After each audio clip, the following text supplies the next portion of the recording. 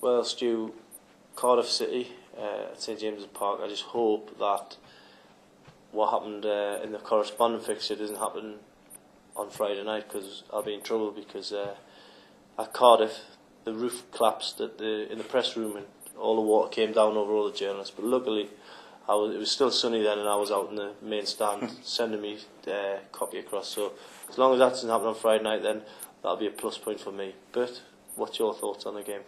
I think it'll be a very tough game, and especially in the form Newcastle are at the minute, because Cardiff scored plenty of goals, and whilst Newcastle look very solid at the back recently, they haven't looked like scoring themselves too often, have they? No, definitely. So I think, and if Newcastle can take an early lead and perhaps quieten Cardiff down a little bit, it might be okay. But I think if the longer the game goes on at 0-0, or maybe if Cardiff even take the lead, I'll worry about Newcastle's chances, to be honest. Yeah, I mean, we can't have this discussion without mentioning Michael Chopra. Yeah.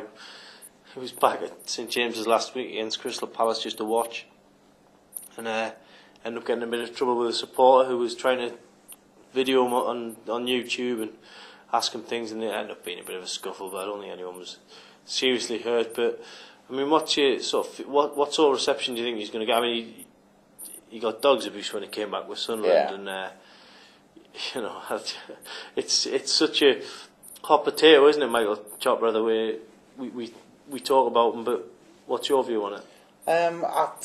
I can't see him getting that bad a reception, to be honest. It's not like he was a big hit with Sunderland.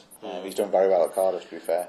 And obviously his last contribution in a Newcastle shirt was to score down at the Stadium of Light. So it depends on how the match is going, really, does it? If Newcastle are up against it, then Chopra might be the target of some abuse, but I'm sure he can take it. I'm sure he's had worse, to be fair. Well, I'm sure he has, and if he looks at his bank balance, then that'd be a nice consolation, to be fair. But I always think when it comes to booing players and tormenting them, then that's exactly what it does do. That it winds them up, and it just makes them play better. So, you know, I'm not a big fan of targeting sort of certain players, but I think Newcastle fans are going to be more interested. I mean, hopefully Leon Best probably making his home debut. But seeing that Van Aanholt probably making his home debut as well.